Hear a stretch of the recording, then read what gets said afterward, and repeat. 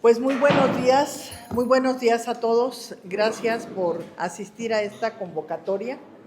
Es muy importante para nosotros como sociedad médica el que ustedes estén aquí para que esta información pues se difunda y podamos, la gente pueda ver lo que se está haciendo en Ciudad Nezahualcóyotl.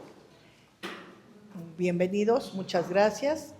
El día de hoy, la convocatoria a esta rueda de prensa es precisamente comentarles que tenemos el 8º Congreso de Medicina de Primer Contacto para el médico precisamente de primer contacto y el personal de salud de primer contacto. ¿Qué finalidad tiene? Pues el traer conocimientos de vanguardia, toda la información que está cambiando en cuestión médica, para que los médicos que asistan y el personal de salud que asistan estén capacitados y puedan enfrentar los retos de salud que estamos teniendo actualmente. Vienen ponentes internacionales con mucha capacidad, con mucha preparación y trayendo toda la información para lo que son venir a capacitar y a informar a todos nuestros asistentes. Ese es el objetivo principal de este 8º Congreso. Lo vamos a llevar a cabo el día 5, 6 y 7 de agosto de este año en el auditorio principal de la Universidad Tecnológica de Ciudad Nezahualcóyotl, con un horario de 8 de la mañana a 4 de la tarde. Vamos a abordar diferentes temas muy importantes. Tengo el honor de presentarles a mi derecha al doctor Edgar Domínguez Arciniega. Él es el vicepresidente de la sociedad. Gracias, doctor. A la doctora Carla Lisset Bello. Ella es también parte de la sociedad médica, es del área de educación médica continua.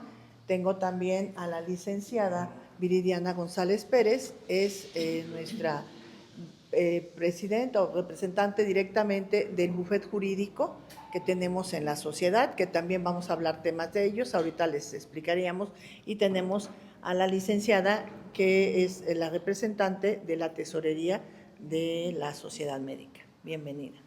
Gracias. No sé si tengan preguntas, nos quieran hacer alguna pregunta. ¿Algún tema en específico que vayan a abordar? Estamos hablando del ébola.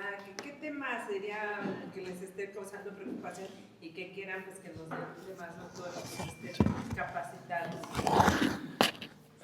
Tenemos que ser muy prácticos.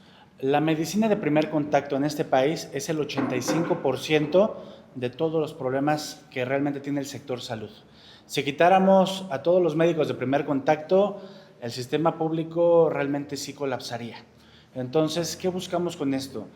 La medicina ha avanzado a pasos agigantados. En los últimos 5 o 10 años ha habido una cantidad gigantesca de investigaciones, de medicamentos y muchos laboratorios buscando generar nuevas opciones de tratamientos. Lo que a lo mejor hace 10 años se trataba de una forma, actualmente tiene una visión muy distinta. Entonces, ¿qué buscamos con el Congreso? Que el personal de salud de primer contacto, médicos, enfermeras, nutriólogos, los asistentes en general, puedan tener esa actualización, poder tener los medios para ver distinto al paciente que tienen enfrente en el consultorio. Porque a ciencia cierta, cuando están en la universidad, se les da un temario, se les da una guía, pero ya en el campo práctico, como bien decías, los problemas varían mucho de zona a zona y de región a región. Entonces, el día de hoy la mejor forma en que el personal de salud se puede defender es estar actualizados. ¿Qué especialidades médicas tienen disponibles dentro de su red del municipio?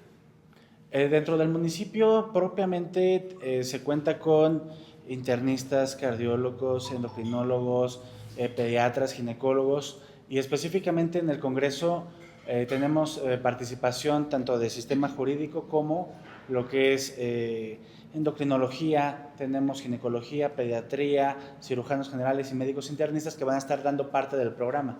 E incluso biólogos de la reproducción. Aquí en Ciudad Nezahualcóyotl tenemos biólogos de la reproducción que van a estar dando temas, que son temas muy importantes. Tenemos un problema de infertilidad muy grave y entonces ellos están manejando todo ese tipo de temas también. Un tema que ha sido ya problemática de salud a nivel mundial es la cuestión de la obesidad o diabesidad o el síndrome metabólico, que ahorita ha cambiado mucho. Entonces traen temas, por ejemplo, el doctor es un experto en la situación de tratar pacientes con GLP-1, es una nueva modalidad. Ahorita le voy a dar la palabra para que lo comente. Pero se tiene una expertise en eso y aparte vienen médicos que van a decir cómo se va a meter un paciente o cómo tenemos que preparar para ser operado cuando están tratándose ese tipo de problemática de salud con ciertos medicamentos para evitar complicaciones durante su cirugía y después de su cirugía también, y que nos vaya mucho mejor y que no corra riesgos. La idea es estar preparando constantemente sobre los temas de salud. Hablaba usted sobre la cuestión del ébola. Es una problemática también que se presentó que estaba más bien, ya ha estado presente ya hace mucho tiempo, pero teníamos el temor precisamente por el mundial que hubiera algún contagio. Gracias a Dios hasta ahorita creo que no ha habido un reporte en nuestro país sobre algún caso de ébola que haya sido transmitido por estos movimientos migratorios que se dieron en el mundial. Entonces son temas muy importantes. También le voy a dar la palabra a la licenciada Viridiana también, porque estamos tratando problemáticas que se están presentando también en el campo de la salud que tienen que ver con la cuestión jurídica. Entonces le dejaría al doctor que pudiera comentarnos la situación de los GLP-1 con su expertise. Muchas gracias. A lo largo de los últimos 2-3 años, la cuestión de la obesidad ha tomado parte no solamente como un factor de riesgo, sino realmente a tomarse como una enfermedad, que es lo que es. Dejamos de verla como una cuestión estética, sino buscando prevenirla para evitar que el paciente pueda desarrollar hipertensión, diabetes y peor aún, un infarto, un evento vascular cerebral. Entonces, durante el Congreso vamos a estar presentando este tipo de fármacos que son los GLP-1, Ozempic, Mounjaro, Wegovy, y de manera tal, en la zona, cómo ha estado respondiendo a este tipo de productos. Entonces, va a ser una temática acerca de obesidad, pero sobre todo encaminado para mostrar de qué manera lo puede ocupar el profesional de la salud, no como algo estético, sino buscando mejorar la salud. ¿Qué enfermedades les han detectado más en esta zona oriente? Que ustedes pues abarcan principalmente y atienden a personas de este lugar. ¿Qué enfermedades les preocuparía? ¿Sería la obesidad? Por ejemplo, problemas diabetes, que viene casi llevado de la mano el problema del hígado graso, que está generando muchos problemas, y de ahí una serie de patologías de problemas tiroideos. De hecho, vamos a hablar ya de lo que antes se conocía como síndrome de ovario poliquístico, ahora es como síndrome de ovario metabólico poliendocrino. ¿Qué quiere decir? Ya cambió porque están viendo que a raíz, y hemos visto el incremento a raíz de COVID, como esto se ha presentado con mayor frecuencia y los pacientes ya no nada más tienen un problema de tiroides, tienen un problema de la glándula, la hipófisis, problemas también en los ovarios, problemas graves. Entonces estamos viendo, por eso se enfoca de varios temas, pero estamos tratando de enfocar en los que están generando realmente una problemática de salud muy importante. Doctora, ¿qué porcentaje, por ejemplo, en el tema del ovario y de la obesidad? Porque vemos temas de obesidad mórbida, ahora ya estás en programas de televisión para ver a personas que tienen este problema. ¿Qué porcentaje en esta región oriente han ubicado ustedes? De obesidad y de ovario. Mire, en Salud en 2023 nos decía que el 70% de los mexicanos teníamos un problema de sobrepeso u obesidad. 70%, 7 de 10. En la población de Nesa yo podría decir que esa gráfica se replica.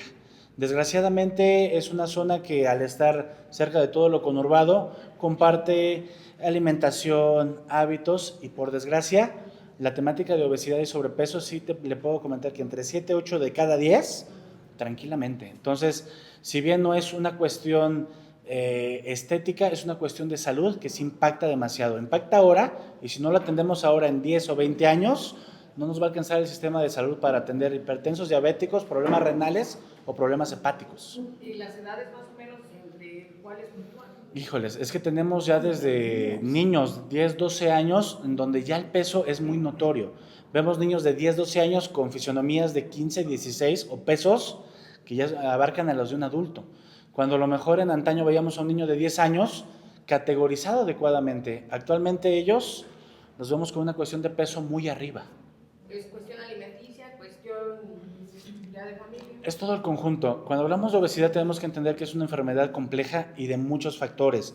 La casa, alimentos, dieta, ejercicios, todos esos hábitos.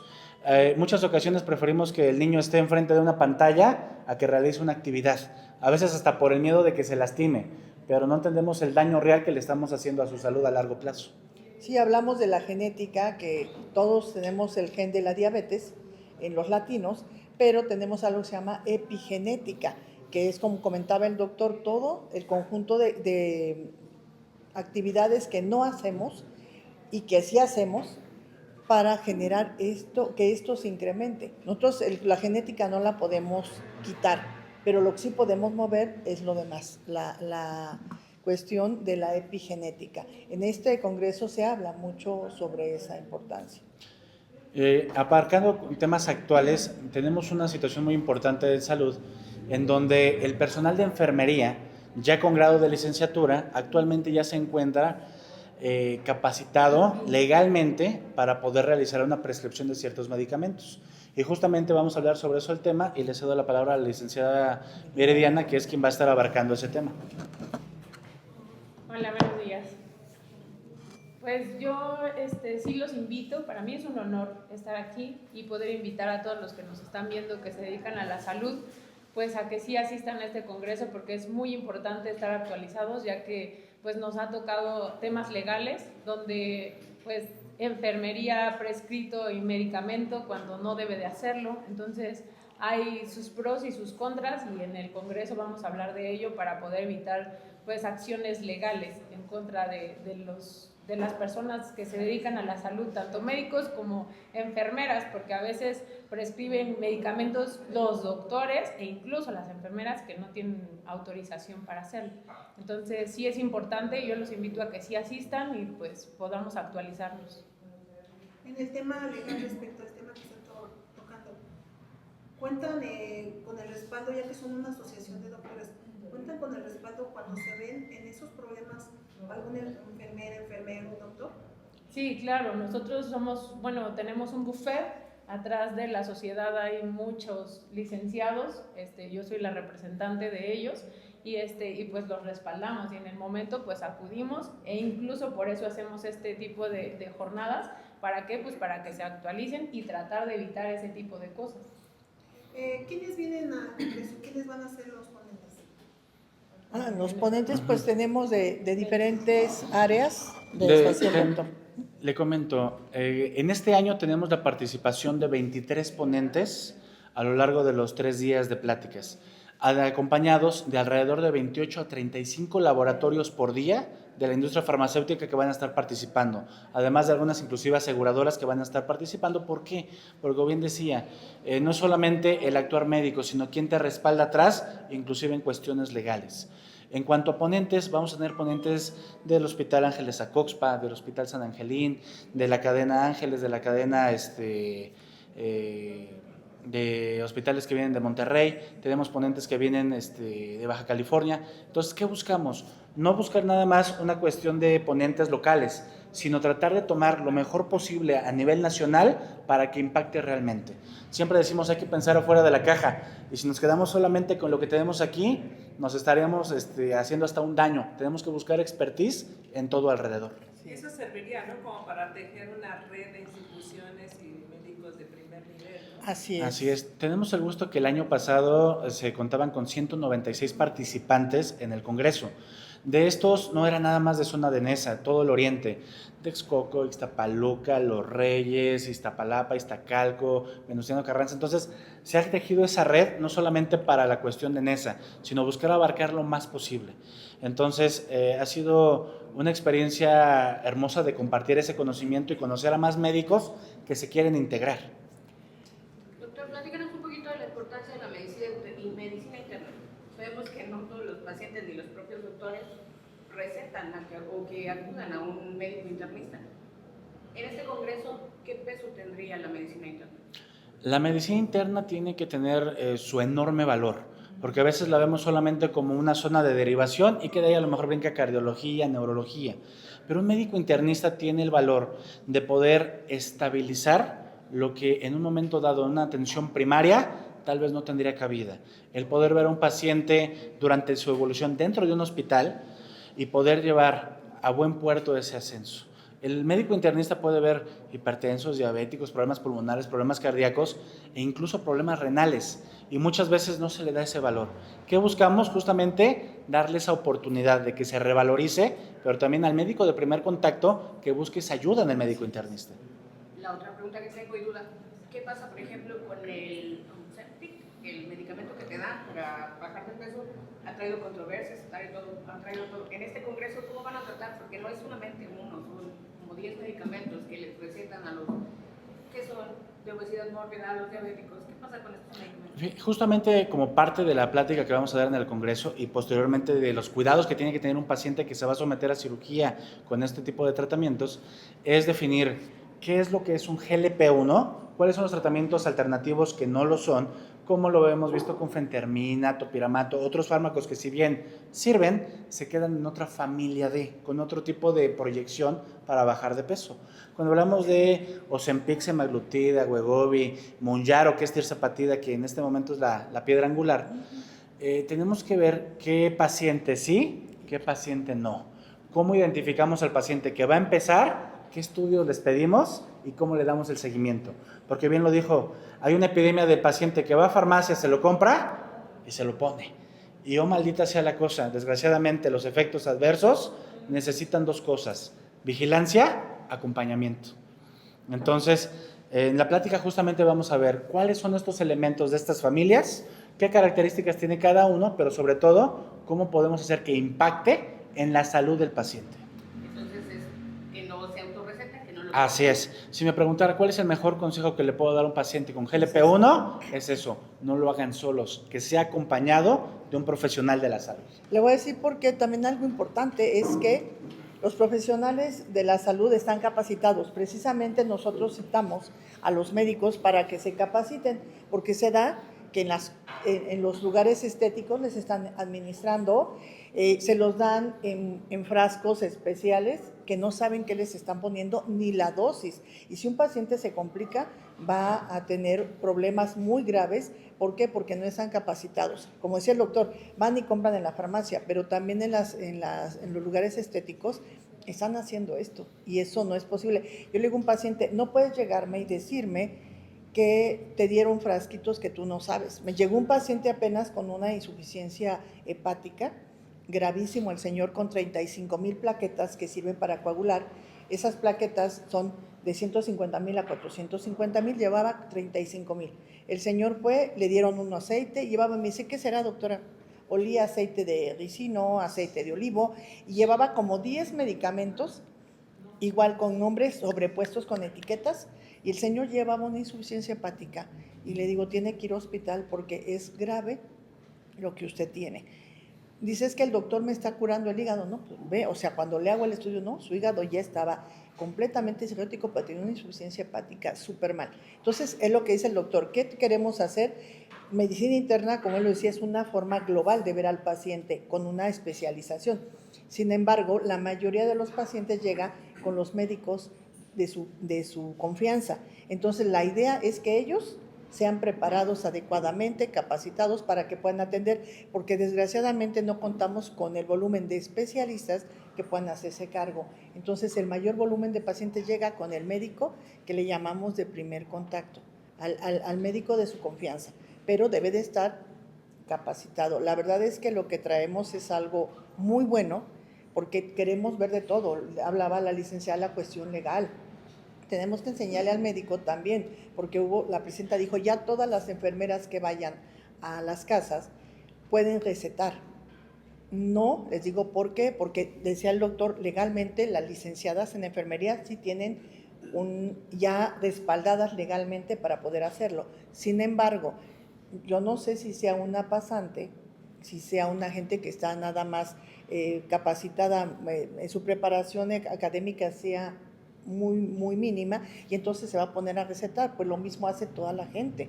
Por eso tenemos tanto problema tenemos ya unas resistencias en los antibióticos, por lo mismo, por la automedicación que está teniendo la gente y que está rebasando todo este tipo del manejo adecuado, vaya, de los pacientes. Para todos los pacientes, ¿qué opinión les merece y qué consecuencias hay de que el gobierno federal haya ampliado el catálogo de medicamentos, pero al mismo tiempo haya quitado claves para recetar los médicos en los hospitales públicos medicamentos ya muy específicos de especialidad? Por ejemplo, no sé, alguien que tiene cáncer, que sabes que eso ya no está dentro del cuadro básico y pues cómpralo, ¿no? O vete con un particular. Entonces, ¿qué opinión le merece y qué consecuencias? O no sé si lo ven ustedes correcto, por favor. Bueno, la cuestión acá es que justo al quitar claves limitamos mucho las opciones de tratamiento que pueda tener un paciente. Y podemos decir que en hipertensión tal vez el 80% de los pacientes puedan controlarse con 2 o 3 medicamentos clave. Pero si hablamos de tratamientos oncológicos, de tratamientos reumáticos, de tratamientos de riñón, tratamientos hepáticos, estamos cortando demasiado. La realidad es que, por desgracia, lo vemos todos los días. Pacientes que llegan a consulta donde en sector salud ya no se cuenta con el medicamento, sí impacta en los años de vida vial que pueda tener un paciente. Entonces, por desgracia, es algo con lo que estamos ya batallando a día de hoy y con lo que tenemos que buscar alternativas. Lamentablemente, a veces, como bien decía, el poder adquisitivo del paciente se complica. Y yo les digo a todos, hay medicamentos muy buenos, muy caros, pero también hay medicamentos muy buenos que tal vez puedan ocupar en esa opción. Pero en cuanto a cuestión oncológica específicamente, sí complica el aspecto y el avance. Sí, porque además el gobierno federal pues no puede decidir por la salud de una No. persona que tiene cáncer, que tiene una enfermedad crónica, ¿no? Y que, ¿sabes qué? Esto es lo que hay, te conformas. Fíjese que yo siempre he dicho que quien tiene que manejar la cuestión de la salud y ver todos estos temas es gente que está en la trinchera y que está preparado, porque mucha gente que está en algún puesto, por ejemplo, administrativo, tiene años que ni siquiera da una consulta, que ni siquiera sabe qué hay. Entonces, yo creo que es cortarle la vida a los pacientes. Yo creo que podremos recortar a lo mejor en carreteras, en alguna otra cosa, pero no en la salud. Un pueblo sano debe de estar bien y además no se ve el poder adquisitivo actualmente de la gente para poder comprar medicamentos. Realmente yo lo veo muy complicado. A lo mejor un medicamento similar a un medicamento genérico les podría servir, pero en cuestión oncológica, como él lo decía, son tratamientos que precisamente son de toda la vida, son muy caros y el dinero que usted haya juntado durante su vida no le va a alcanzar para poder llevar el tratamiento adecuado. Entonces yo creo que las estrategias deberían de ser planteadas de una manera adecuada, viendo cuál es la problemática real de salud y hacia dónde le apuesto. Lo que decíamos nosotros, ¿por qué le apostamos a preparar a la gente en la cuestión de la obesidad? ¿Por qué? Porque eso nos va a llevar a tratamientos y va a ser mucho más costoso que si nosotros paramos o frenamos esa problemática. Porque un día hospital, que en un hospital público, yo vine saliendo normalmente en un hospital normal, 10,000 pesos, por ejemplo. Imagínense, también le cuesta lo mismo al sector salud. Y si un paciente con una crisis, por ejemplo, hipertensiva, dura 2 días, ¿cuánto ya se gastó? Si un paciente diabético llega con un coma cetoacidótico o lleva con una hipoglucemia, ya se pasó unos 10 días. Entonces, todo eso se está gastando más. Deberíamos de ver la prevención en ese sentido y los pacientes que obviamente tenemos ahorita una violencia exagerada, esos pacientes son los de urgencia y a veces llegan y no hay camas. ¿Por qué? Porque están hospitalizados otros pacientes que pudieron de haberse prevenido. Entonces sí tendríamos que ver esa situación. Sí. ¿Dónde puedo validar si un médico específico pertenece de forma activa dentro de la sociedad? Propiamente tenemos un registro que en este momento se hace un poco de manera cerrada por la cuestión de seguridad y uso de datos personales. Sin embargo, durante el Congreso justamente vamos a estar haciendo más campañas para tratar de agremiar una mayor cantidad posible. ¿Qué buscamos? Ampliar el catálogo de opciones para no solamente los médicos, sino también para los pacientes, pero también que el médico se sienta acompañado y cobijado. Creo que, por desgracia, Se ha vuelto esto en muchos escenarios una cacería de brujas para muchos profesionales de la salud, y justamente lo que buscamos es eso, que el médico no se sienta solo, que sepa que hay muchas personas atrás que están tratando no solamente de ver la cuestión de actualización, sino ver la cuestión de cómo cumplir adecuadamente en los reglamentos de un consultorio, de una clínica, y por ende que la atención que se le da al paciente sea la mejor opción que pueda tener. ¿Qué papel jugará la inteligencia artificial y las nuevas tecnologías en la práctica médica? Ya que hoy se ha visto que muchas personas con la inteligencia artificial describen sus síntomas y ya la inteligencia artificial les describe, puedes tomar esto. ¿Qué papel jugará? A mí me gusta la inteligencia artificial porque ha mejorado muchas cosas, sin embargo, en cuestión de salud no puede ser. El hecho de que yo haga una exploración física en donde tengo que, se llama inspección, palpación, percusión y auscultación, y aparte tengo que ver exámenes de laboratorio, me da un panorama que no lo tiene la inteligencia artificial.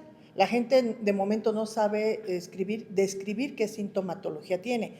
Y entonces, ¿qué está pasando? Malos diagnósticos, malos tratamientos, la automedicación que va a llevar a complicaciones muy feas. A mí me llamó la atención porque hasta un veterinario, yo le llevo a una mascota mía y le digo, tiene estos síntomas. Se metieron, ahorita vemos, sale y me dice, tiene me dijo una enfermedad, si era insuficiencia renal y todo. Y me quedé viendo, dije, bueno, los animalitos sí tienen características, pero yo sé lo que es una insuficiencia renal. Y me dijo, tiene esto, tiene el otro, y no sé qué. Cuando llego, me va a atender, no. Al otro día llega un alumno mío y le digo, fíjate que mi perrito tiene esto, pero a mí no es. Y dice, ay, doctora, se metieron en inteligencia artificial. Me lo saca y exactamente lo que me habían dicho, nada más dijeron que tenía el perro y lo sacaron. Mi perro falleció porque mi perro estaba envenenado. Y yo le dije, el perro estaba bien, no había dejado de comer, en 5 minutos él se moría.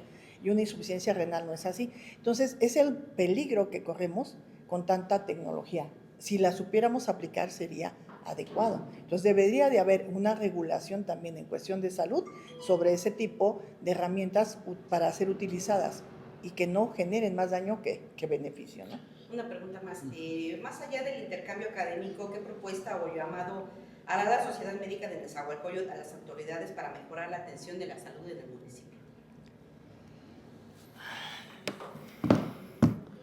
Miren, sabemos que la salud es una cuestión que impacta a nivel político, impacta a nivel social, y en cuanto a políticas públicas, indudablemente. ¿Qué buscamos? Desde nuestro lado, tratar de que el médico tenga una mayor participación y que no solamente sea la cuestión privada. Parte de nuestro catálogo de médicos que se encuentran se encuentran laborando en los hospitales públicos de esta zona. Entonces, no es un espacio cerrado únicamente para la medicina privada, también es una actualización y parte de contacto para los médicos que están en el Hospital de la Perla, en el Gustavo Vaz, de Chimalhuacán, de Ixtapaluca, de Iztapalapa, que a la par también ellos, al tener ese conocimiento, puedan solicitar la entrada de estos nuevos productos para el uso médico y el beneficio del paciente. Entonces, eso es parte de lo que estamos buscando, ampliar ese catálogo, pero desde adentro, porque sabemos que desde afuera a veces es complicado que en políticas públicas se pueda hacer de tajo el aparecer productos. Si no está la demanda desde abajo, es difícil que puedan entrar. De hecho, se invitó a todos los hospitales cercanos, tanto públicos como privados, a acudir a nuestro congreso. Se invitaron a los directores. Hubo hospitales donde no nos permitieron entrar, en algunos públicos, privados no nos permitieron entrar. Ahí cobraban la entrada para poder invitar al director. Y perdón por decirlo, pero no se me hace justo. ¿Cuál es la idea? Que trabajemos hombro con hombro, un trabajo multidisciplinario, la cuestión pública, la cuestión privada, a beneficio de esta comunidad que estamos viviendo. De aquí vivimos, aquí trabajamos, de aquí sacamos nuestros recursos. ¿Por qué no dar una atención de verdad adecuada? Que si yo tengo una problemática, yo pueda mandar a mi paciente a un hospital. Sabemos que hay dificultades, hay carencias de insumos. Sin embargo, si a mí me pide un hospital algún insumo que yo tengo, se lo doy. Si él me pide apóyame con un paciente, lo mismo. Deberíamos de vender esa idea de que no estamos separados, que somos un gran equipo para poder seguir adelante y sacar adelante lo que son la problemática de salud que tenemos. Y de hecho una de las pláticas del Congreso justamente va dirigida sobre ello, el cómo hacer el protocolo adecuado para poder hacer un envío de referencia y contrarreferencia de un paciente grave al hospital. Vamos a tener equipo de ambulancias capacitados por ERUM, los cuales nos van a estar dando la plática de qué forma se hace el contacto, cómo se obtiene el lugar, y si es hacia el Distrito Federal, cómo hacer el llamado para obtener su código para poder tener la aceptación, porque entendemos que en Ciudad de México ya no es el paciente que llega en la ambulancia y llegó porque llegó, tienen un sistema de codificación y derivación a los hospitales. Eso, y la capacitación sobre todo, doctora ¿Cuáles son los Carlita. hospitales que no nos permitieron el acceso a ustedes? ¿Se puede decir? El Hospital Vivo. Vivo. Sí. Uno nada más. Sí, el Hospital Vivo dijo que no, Doctora, no se podía. doctora, buenos días. Doctora. Buenos días. Y todos Sí. los Gracias. Yo quiero preguntarles, relacionado con el tema del COVID, espero no salirme de su programa que tienen hoy para la prensa, espero no salirme del tema. Tras el COVID, ¿qué ha pasado en cuanto a las enfermedades comunes? Se han incrementado, han sido más fuertes ahora, y el mismo COVID, ¿qué secuelas ha dejado y cómo se está solucionando este tema? Si hay la capacidad o nos rebasó de plano el COVID y cómo se está abordando este tema. Durante el Congreso vamos a tener 3 pláticas específicas justamente sobre esta situación. Muchos pacientes, por desgracia, quedaron con diferentes grados de enfermedad pulmonar obstructiva crónica, lesiones en pulmones. Y son secuelas que, por desgracia, yo les digo a todos, no eran prevenibles ni previsibles. Desgraciadamente, no hubo un país en el mundo que pudo hacerle frente al 100% de su sistema de salud a la epidemia de COVID. En el Congreso vamos a tener 3 pláticas específicamente sobre esta cuestión de enfermedad pulmonar obstructiva crónica, cómo abordarla actualmente, qué consecuencias y secuelas hubo y de qué manera podemos darle mayor calidad y mejor calidad funcional al paciente. Entonces, qué bueno que hizo la pregunta. Justamente hay un tema por día abordando esa situación. Bueno, en orden de importancia, ¿cuáles serían los órganos más afectados por el COVID? Pues yo digo que pues ¿qué otros órganos serían? Pues yo creo que el sistema inmunológico fue el primero, porque hemos tenido un cambio, una variación increíble en nuestro sistema inmunológico. Se ha vuelto hacia la gente, en lugar de defender, está viendo problemas, por ejemplo, a nivel de la tiroides, unas tiroiditis autoinmunes que se llaman problemas hepáticos, pero en segundo, yo creo que sería el primero, el problema pulmonar, por eso le estamos dando esa importancia, después el sistema inmunológico y después el sistema endocrinológico, es los 3 órganos que hemos visto más que se ha presentado. Como decía usted, esa vez nos rebasó a todos a nivel mundial. Las secuelas que se están presentando las estamos viendo apenas después de 6 años. Pero me parece que los médicos, que se supone que son los que conocen del tema, no están bien enterados, doctora. Estoy hablando de, bueno, no voy a decir nombre también, bueno, decía toda institución, pero hay médicos que desconocen qué secuelas dejó el COVID y mucho menos entonces están capacitados para atender el problema que lleva el paciente. Precisamente por eso, ¿no? Sí, fíjese, el ejemplo, en el primer día vamos a tener justamente una plática de inmunología y cómo mejorar esa situación de defensas del paciente por las secuelas que hay. Decía de articulaciones.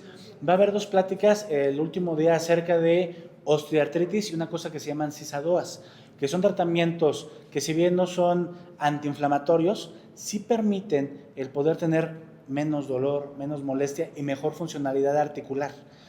Y esa de hecho la va a dar una reumatóloga en esa plática, y la de inmunología un médico inmunólogo.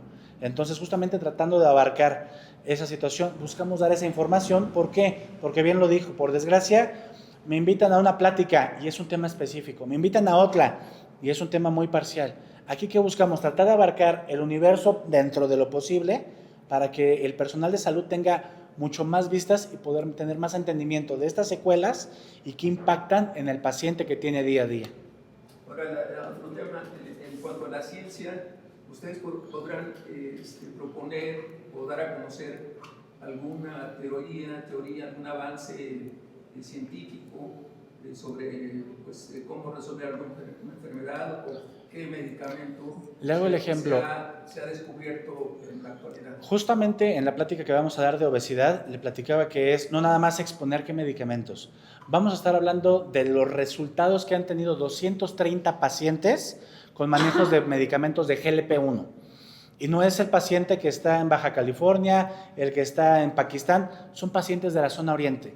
Entonces, ya al tener a 230 pacientes que hayan participado ya nos puede dar una vista de decir, ok, este es el camino, esto me ayudó, y de qué manera podemos ayudar a los nuevos pacientes para que tengan mejores resultados. De hecho, pensamos publicar, ¿no? Uh-huh. Hay que publicar de aquí de NESA, vamos a publicar para el mundo lo que se está haciendo, porque todo el mundo publica en sus poblaciones y hay lugares donde son patrocinados por laboratorios. O sea, aquí estamos haciendo toda nuestra escuela y nuestra expertise a base de nosotros mismos. Y precisamente lo que usted decía, hay que lanzar toda esta información, por eso hacemos este llamado a la prensa para que se difunda. Y más médicos que no tienen esa experiencia o que no saben qué está pasando, pues se empapen de esta información tan importante. ¿Cómo ve, doctora? Justo esa es la intención del Congreso. Obviamente, como lo comentan, no todos los médicos están capacitados porque no todos se actualizan. Entonces es importante que nosotros como sociedad médica pues hagamos una convocatoria a todos los médicos que no pertenecen a la sociedad y que pertenecen a la sociedad para que se estén actualizando constantemente y obviamente pues la salud de la población de todo el Estado de México pues se vea beneficiada con esto. En el Congreso, como ya se nos comentaron, obviamente van a haber varios temas. Y en cuanto a alguna otra situación, pues también contamos con becas, ¿no? Esto también es importante decirlo. Tenemos becas para los que quieran acudir, porque a veces también el pretexto es que no está muy caro, no me alcanza. La verdad es que tenemos unas becas bastante importantes, entonces es importante también que comentemos esa situación para que puedan acudir más personas y de esta manera podemos estar actualizados pues siempre. Entonces el debate sí se podría transmitir vía internet. Sí, se va a transmitir, de hecho. El doctor Edgar es el que les va a pasar ahí ese dato, pero sí se va a transmitir para que también los que no puedan asistir de manera física, pues también puedan tener ahí acceso de manera virtual. Comentaba algo importante, la tecnología nos está avanzando, pero a pasos agigantados, no nos podemos quedar ahí. Yo les digo que la inteligencia artificial es un jet de combate, pero depende de quién se sube de piloto, si no, no lo sabemos ni prender. Así es. En este sentido, vamos a transmitir a través de YouTube lo que es el Congreso. ¿Esto por qué? Hay muchos médicos, sobre todo inclusive en instituciones públicas, que a veces es complicado que tengan la posibilidad de estar presentes.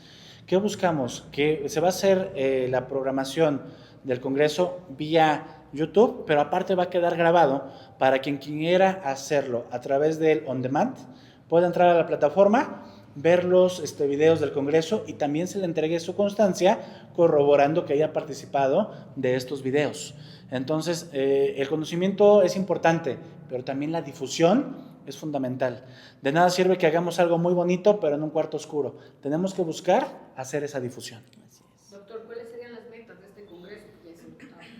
En los anteriores me imagino que tuvieron una retroalimentación de que está bien, que está mal, pero en ¿cuál es la meta? ¿Qué es lo que esperan ustedes de los demás médicos? Fíjese, por parte de médicos nos decían justamente, lo primero, que pudiera ser también en línea. Ya está esa opción. Entonces, con eso buscar abarcar un universo de participantes mucho más amplio. 2, en cuanto a pláticas. Teníamos congresos en donde tal vez nos enfocábamos mucho en 3 o 4 temas. Aquí le puedo decir que son alrededor de 18 o 20 temas distintos para no centrarnos en una sola, sino tratar de abarcar mucho mayor. En cuanto a laboratorios, la participación es mucho más grande. Hace 3 años que se retomaba después de pandemia, estaban 8 o 10 laboratorios. El año pasado 15, actualmente que estamos teniendo casi 30 por día que van a querer participar. ¿Por qué? Porque ven mucha oportunidad para poder aportar conocimiento también a los médicos. Y por parte de la sociedad, vemos que esa participación del médico y del profesional de la salud están ávidos de conocimiento, pero muchas veces se tienen que ir a Polanco, a la zona sur, a Pedregal, a buscar una actualización, en donde a veces lo económico es muy caro. La actualización y la actualización médica es cara. que, como decía la doctora, la beca en este momento ya con el 50%, la entrada al médico está en 300 pesos. Hay desayunos de restaurante que son más caros. No digan. Sí, aquí no, porque aquí está perfecto y sí lo vale, pero hay lugares en donde la realidad es que se vuelve muy complejo y caro el poder tener. Le hago en específico y con el perdón. Hace unos días se hizo en México el Congreso Internacional de Obesidad por parte de la World Obesity Federation. Tenía un costo de 7,000 pesos y solamente les daba 3 puntos de aval de CONAMEGE, que es quien nos rige en México. El Congreso de NESA cuesta 300 pesos y les va a dar 5 puntos de validación por CONAMEGE. O sea, así se lo pongo. Nuestro catálogo de conferencias nos permitió que CONAMEGE nos diera más valoración incluso que el International Congress of Obesity. Entonces, es algo importante de notar. ¿Por qué? Porque es el trabajo de mucha gente que está atrás de este congreso. Y otro objetivo muy importante es que el médico conozca lo que hace la sociedad. Ya somos conocidos de hace muchos años por el trabajo que se ha venido haciendo, pero ahora queremos, como decía el doctor, agremiar más gente, porque no nada más vemos el tema. Tenemos un bufete jurídico de verdad muy importante que nos ha apoyado en el sentido de poder tener mejores nuestras clínicas, nuestros consultorios, para poder dar un mejor servicio, para que también cumplamos con la normatividad vigente, y también les enseñamos cómo defenderse en caso de abuso de autoridad, porque se sigue dando como hace muchos años, sigue siendo lo mismo, nos piden cada vez más cosas, nos rigen con más rudeza y necesitamos estar, y legalmente también hay mucho abuso hacia el médico cuando llega a tener algún problema con un paciente. A veces ni siquiera hemos tenido este año que ni siquiera tenía que el doctor tuvo una muerte y en lugar de llevar el debido proceso, lo que hicieron, mandaron a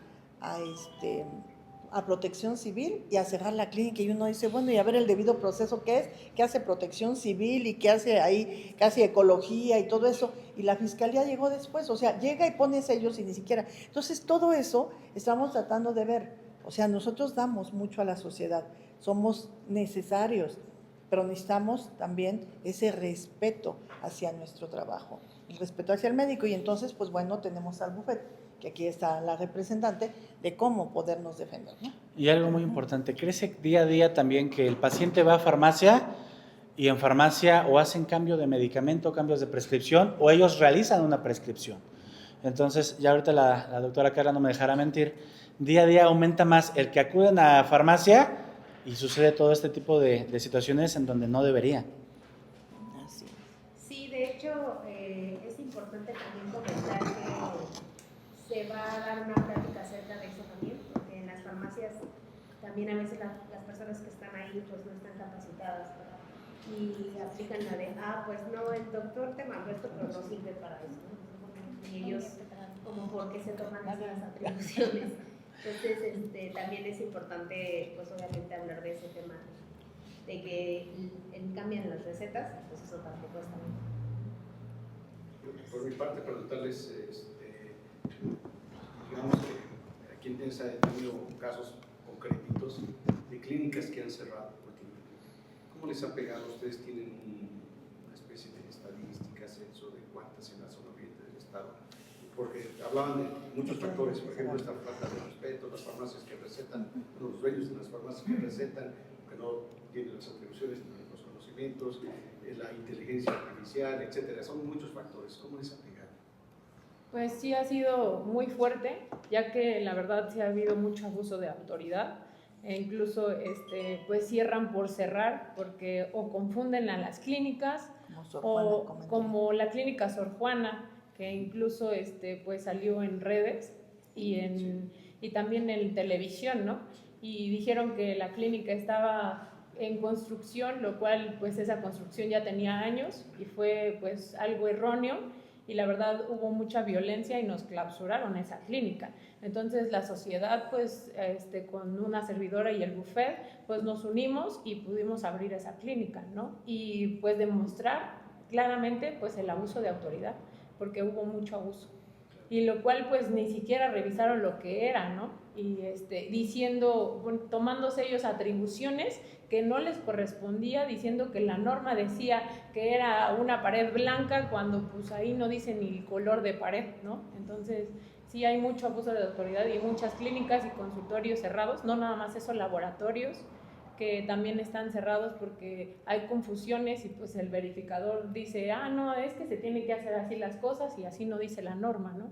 Entonces no están alineados a la norma y eso pues es algo muy grave porque sí nos pega a todos los, pues ahora sí que los que se dedican a la salud o tienen algún negocio de este aspecto, pues sí pega mucho eso. ¿Y por qué? Porque pues la verdad nadie, o tienen miedo a la autoridad porque dice, es que me van a cerrar, ¿no? Es que si nosotros luchamos o metemos algún juicio, la autoridad va a venir y pues ya no me va a dejar trabajar y pues eso no es cierto, ¿no? Porque obviamente pues está la Constitución que nos avala, tenemos garantías así tanto los pacientes como los médicos, como los empresarios, etcétera, que también pues hay que hacerlos valer, ¿no? Y eso es lo que hemos hecho nosotros en la sociedad, hacer valer pues los derechos de cada individuo. Así es. Entonces, Hace pues algún eso tiempo sucedió con la clínica La Prensa que duró mucho tiempo cerrada. sí. También ahí, ¿qué situación pasó? Pues ahí nosotros desconocemos porque no se acercan a nosotros. Sin embargo, bueno, sí tenemos que hacer modificaciones. Nosotros decimos al médico, nosotros no peleamos nada más por pelear. Analizamos la situación y si el médico tiene que hacer cambios en su clínica, en todo, tenemos que hacerlo porque tenemos que regirnos en base a la norma. Esto ha venido ya desde el 2004 que cerraron 39 clínicas, nada más porque se le ocurrió a los 3 niveles de gobierno pelearse y entonces lo más fácil fue cerrar las clínicas, se lograron abrir y desde ahí hemos emprendido una lucha en defensa, pero también preparándonos, también, como decimos, podemos tener un lugar muy bonito, pero si no estamos capacitados académicamente no podemos actuar y si no tenemos las condiciones en nuestras unidades con todo lo que se necesita, pues tampoco. Entonces la idea es estar no solapando las cosas mal, sino, ¿sabes qué? Sí, te abrigo como sociedad, te defiendo, pero si tienes que cambiar esto de aquí porque aquí no queda, lo hacemos. Lo que no permitimos es, como decía la licenciada, el abuso. Entonces, la importancia es, al agremiarse a la sociedad, pues tenemos múltiples beneficios, porque hemos estado luchando ya durante mucho tiempo, desde el 2004 a esta fecha, luchando y luchando para poder crecer cada vez mejor, tener mejores unidades, estar mejor preparados para dar un servicio adecuado en esta comunidad. Doctora, en el tema de la tecnología, los doctores mexicanos, los centros de salud, las clínicas, los consultorios particulares, tienen acceso a los equipos, la nueva tecnología médica. ¿O hay carencia, hay insuficiencia de estos equipos? ¿Cómo andamos para dar la atención? En cuanto a inteligencia artificial, decíamos que tenemos que ver que sea una herramienta, pero bien dirigida. Le hago el ejemplo, en cuanto a lo que es riesgo cardíaco de un paciente, a través de los estudios que saca el paciente en cualquier laboratorio, acude a consulta y a través de estas calculadoras que ya se manejan por inteligencia artificial, nos arroja un pronóstico. Entonces, ahí es utilizar la inteligencia artificial en beneficio de la salud del paciente, buscando prevenir. Y eso se puede hacer desde un teléfono. Entonces, tenemos que luchar con el hecho de que también el paciente ya lo tiene y no llega buscando para ver qué es lo que está pasando, sino ya llega con un diagnóstico, un tratamiento y a veces queriendo imponer. Entonces, ¿qué buscamos? Que el personal de salud sepa de qué manera puede utilizar esas herramientas en beneficio del paciente, pero que no se brinque esa autoridad que tiene el médico para hacer la prescripción que crea adecuada. Sí, pero yo me refería a ya el equipo concreto, digamos un tomador de la presión, ya hay tecnología electrónica, Sí, igual. Ya hay una pulsera, ¿no? Ya no se toma con el equipo Sí, de hecho ha avanzado la tecnología. Aquí hay una problemática, precisamente el cambio a nivel institucional. Ahí, por ejemplo, antes se hacían las cirugías laparoscópicas, es un ejemplo, y la institución tenía convenios con esas empresas para hacer. Actualmente se quitaron esos convenios. Y ahora la gente que requiere una cirugía de operación de vesícula, si la quiere o se tiene que hacer por vía laparoscópica, tiene que contratar y pagar. Entonces, está habiendo, desde mi punto de vista muy personal, un retroceso en esa situación. La tecnología avanza y deberíamos de estar a la vanguardia. Deberían de hacer como en otros países. ¿Sabes qué, médico? Cambia cada año tus equipos, pero yo te apoyo en cuestión de impuestos y todas otras cosas. Sin embargo, aquí no se da.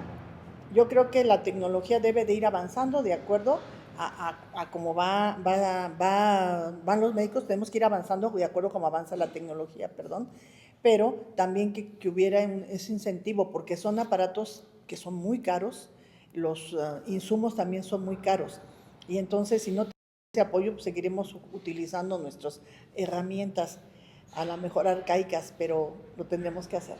Este sería un llamado quizás a la autoridad, al gobierno federal, para hacer convenios con asociaciones como ustedes. Claro que sí se podría, ¿no? Ellos podrían comprar equipos. Si en Estados Unidos o en algún otros países los sacan muy rápido, pues hasta nos convendría que comprara el gobierno y nos dieran ese tipo de apoyo. ¿Qué haría falta ahorita, por ejemplo? Ya nos daba un ejemplo, pero quizás alguno con mayor grado, en mayor número, un equipo. Híjole, fíjese, buscamos sobre todo la medicina preventiva. Entonces, tal vez poder tener con mayor facilidad que el paciente pudiera realizarse estudios, pero no por medio particular, sino por vía pública con mayor facilidad. Tenemos pacientes que ya a día de hoy tienen cita en febrero para hacerse estudios. Entonces, estamos atrasando mucho por esa situación. Yo creo que lo más sencillo, aparatos muy buenos que agilicen esta respuesta. Porque sí, también, por ejemplo, los PET es un aparato, es un estudio que se requiere en pacientes con cáncer. Y nada más hay como 4 lugares y son caros y está saturado. Entonces, yo creo que en esas tecnologías se podría invertir. Gracias. ¿Ya? Pues, Dale. les damos las gracias a todos. Gracias por asistir. Muchas gracias. Nada más.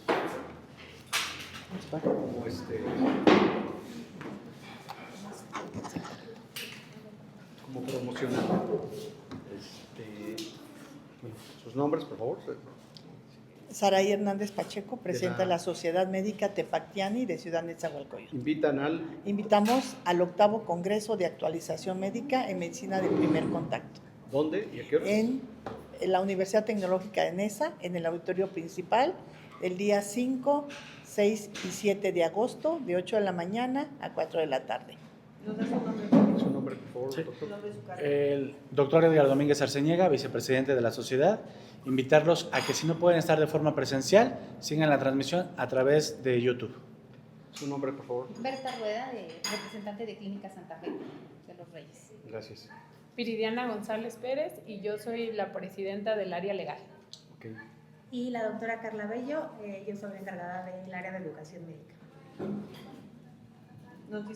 Muchas gracias. Gracias. Su nombre nuevamente. Saraí Hernández Pacheco, presidente de la Sociedad Médica Tepactiani de Ciudad Nezahualcóyotl. Su nombre. Edgar Domínguez Arceñega, vicepresidente de la Sociedad Médica Tepactiani.